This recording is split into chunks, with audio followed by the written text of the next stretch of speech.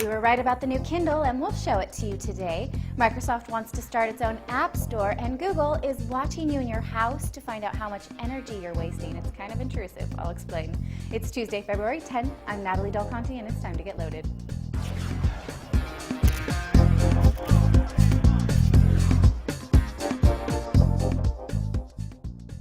The rumors were true. It's the Kindle 2. We got to see it yesterday here in New York at Amazon's press conference. We also got to interview author Stephen King about his new Kindle exclusive book. Take a look.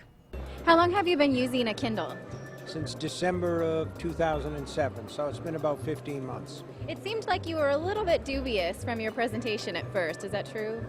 Well, I think that books were always my first love, and obviously there's some uneasiness in the business about Kindles versus books, and there's some in my own mind, but I like them both.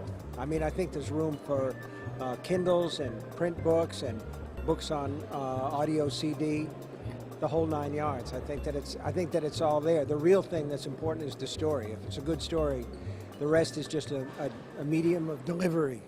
The new Kindle ships on February 24th and will cost $359.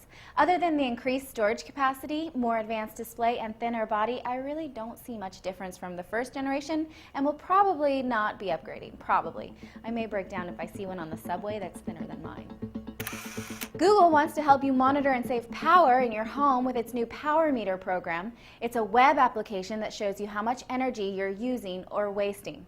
Now, how would Google know how long you've been blow drying your hair or running your PS3? It seems a little creepy.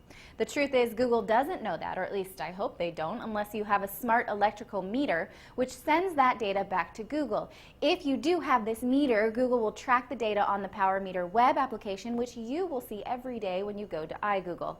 The theory is that the more aware you are of your consumption habits, the more likely you are to be conservative.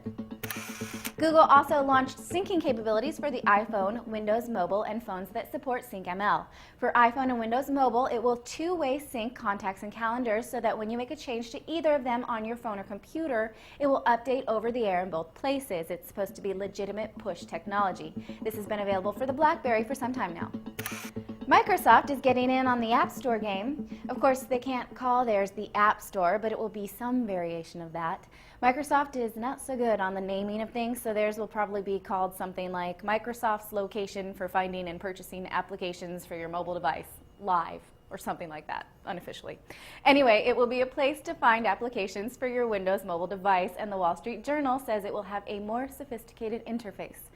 Microsoft is already offering something called My Phone, which is sort of like MobileMe in that it syncs information like calendar and contacts from desktop to mobile device. That launched late last week.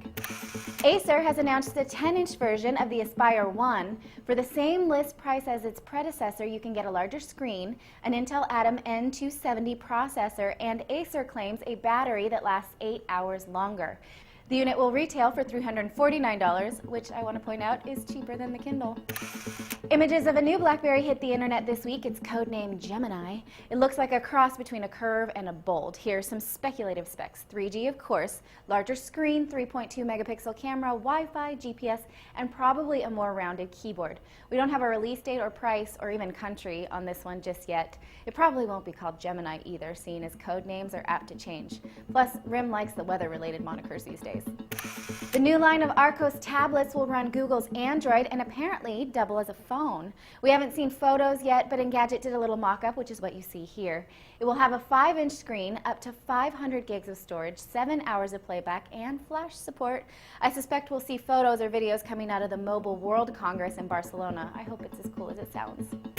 Facebook added a new like option, a la friend feed, to its news feed. Starting soon, users will have the option of clicking like when another user posts a link or activity on their Facebook feed. Not really groundbreaking, but I suspect if you spend most of your day on Facebook, you might like this. Get it? Like. Those are all your headlines for today, but I will see you here tomorrow. Thank you for watching. I'm Natalie Del Conte with CNET TV, and you've just been loaded.